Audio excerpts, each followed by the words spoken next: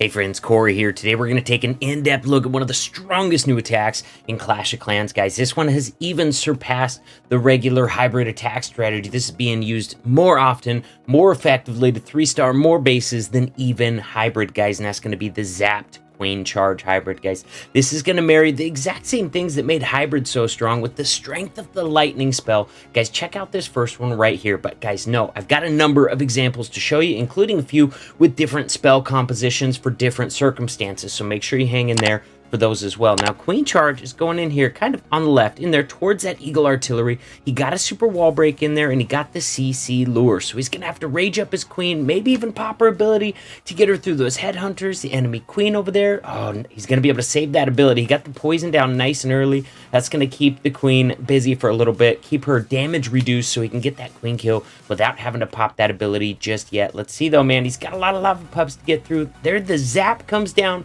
On the other side, he was targeting one of those scatter shots, but he's also getting 3 other defenses that were close to it at the same time. If you're going to spend the spells on a defense, you might as well get all of the extra defenses with it that you can. So even though the scatter shot was the clear target right there, grabbing those 3 extra defenses is a big help and greater value as well. Now he's got a siege barracks and a barbarian king on the bottom. All right, he's trying to funnel his troops in towards that town hall, and I would say he's doing a heck of a good job at it. Nice work there, getting them in there in time. If he would have waited too long on that, the timing is always important, man, especially on this. He only had 1 rage for the Queen. He already used the ability. He had his Queen moving into a single target Inferno on the entry right there, so you want to be sure to get at least a few hogs out in front of her before that single can lock onto her. That's going to enable you to save that last remaining freeze spell for later in the base when those troops are taking shots from that scatter shot. Right now, he's got him in a heal. Oh my god, that group of miners on the left was not quite in it. They finally moved towards the heal. Beautiful heal placement right here. And then he's able to freeze that single target, that scatter shot, that king, all with the same freeze. Really good value right there. Miners going to be able to get through that single target Inferno. Royal Champion's doing awesome over on the right-hand side. She's got nearly full health, guys. We've only got a few defenses left in this base, so we know already that this one is a triple. Royal Champion alone can solo the rest of those defenses. All right, guys, now, although we do have several different spell comps that we're going to be showing you, this one is by far the most common, all right? 5 lightnings, 1 quake. By far the most common. The reason for that is 5 lightnings and 1 quake. Those can take out a scatter shot and an Inferno Tower, right? And especially on bases like this where they're close enough. Look at that, man. He's going to be taking out a scatter shot Inferno Tower combo right off the get-go, man. That is a heavy, heavy section of the base right there. Scatter shots, probably the most dangerous defense in the base after the Town Hall. And then a single target Inferno, super well able to kill heroes. That's what singles are for, man. Singles are for killing your heroes. So by getting rid of that scatter shot and that single in that compartment, you've opened up what would have been a very challenging Queen Charge over here.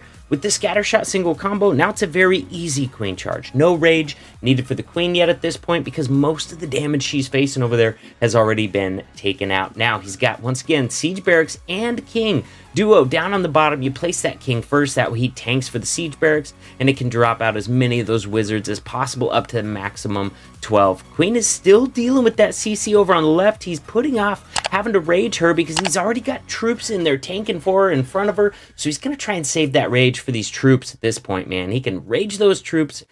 Oh, look at this, man. Grand Warden ability, cop for the Town Hall right there. And that's a perfect time to use your rage spell. When you're already using your Grand Warden ability, your troops are invincible. You might as well rage them up so they move faster, get that much more damage done to the base while they're still invincible from that Grand Warden ability. And look at this, man. We still got 2 freezes on the backside of the base. He has not had to play one of those things yet. So he's going to be looking for maximum value on these freezes. Maybe Wizard Tower and an Eagle Artillery.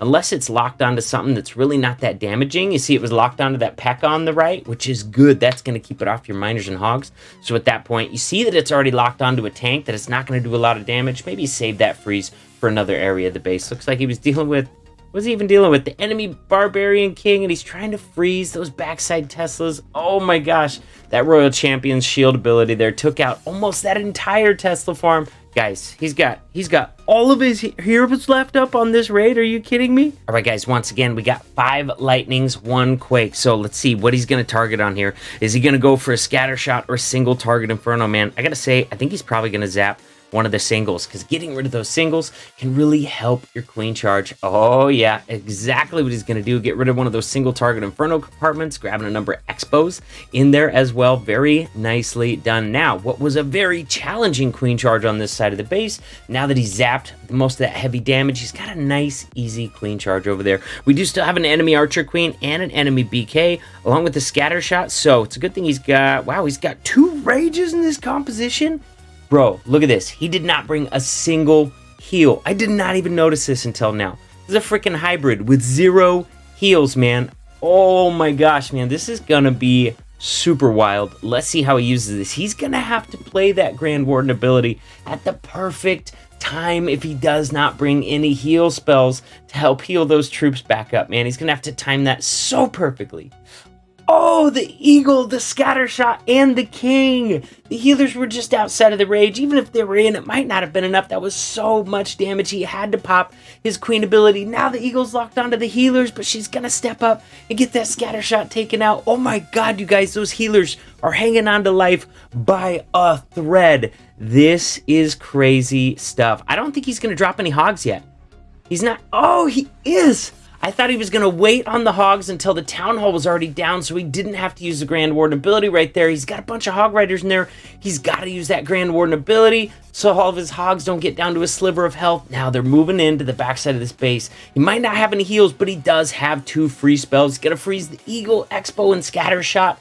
Combination there, amazing freeze value. This is how he's going to be able to get through this without any heal spells, by freezing that Scatter Shot on the backside, man. Look at this. He's still got a free spell to play pretty much wherever he wants. There's nothing too crazy dangerous. We've got Bomb Tower Blasts. You can't freeze the blast though, so look for him to probably freeze that single target Inferno after it locks on to the Royal Champion. Sure enough, man, gets that thing frozen almost immediately as it's locking onto the Royal Champion. Gonna pop that ability, get rid of that single. Oh my gosh, Royal Champion's gonna go down, guys. There's too many defenses locked onto it, but he's still got 3 out of 4 of his heroes still alive, and they're going to be enough to get the rest of this base finished off for the triple. All right, guys, check this one out. I was talking about different spell comps, and this is it, man. He's only got 2 lightning spells and 1 quake. He's just going to be zapping this air defense right here. He's also going to be grabbing a couple archer towers along with it, and he's got that cannon down to just a little sliver of health. All right, that air defense was tucked back in a way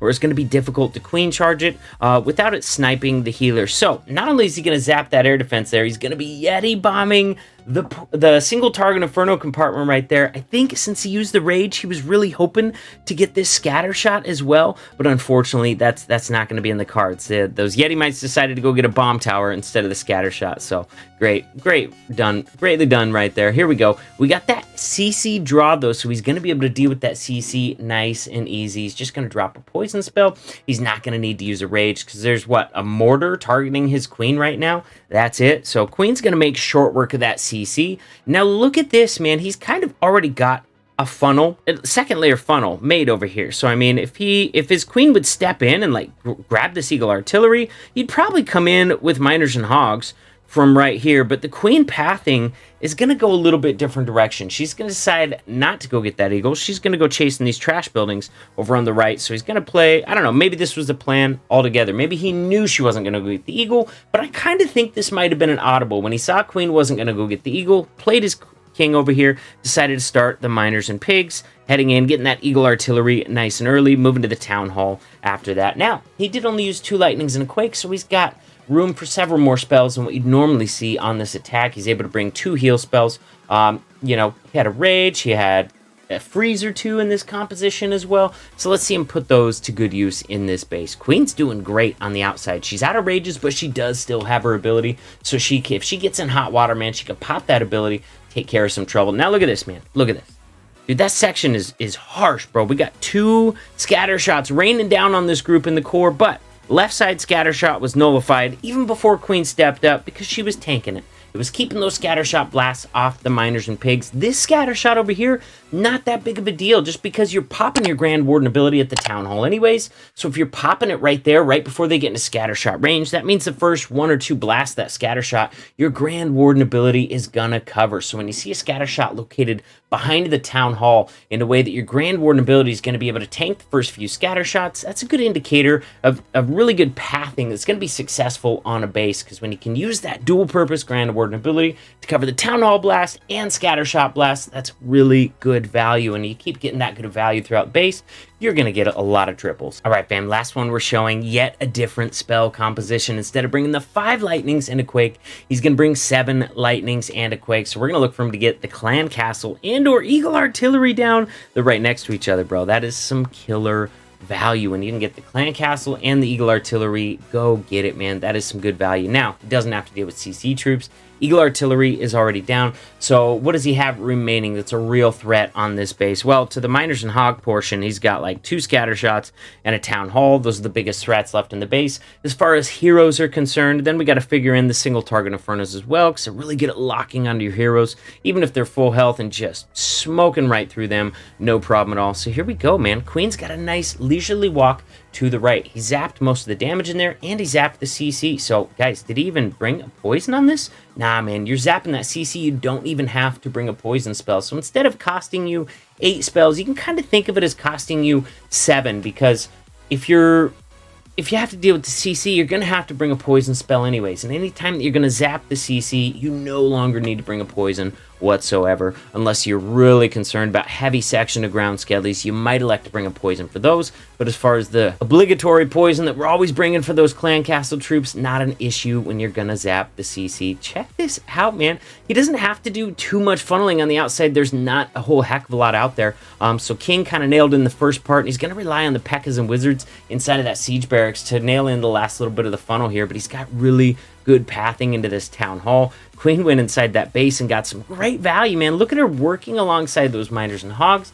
When you're doing that, man, we can get your Queen in there in the base right next to your Miners and Hogs. The Queen's going to tank for them. They're going to tank for her.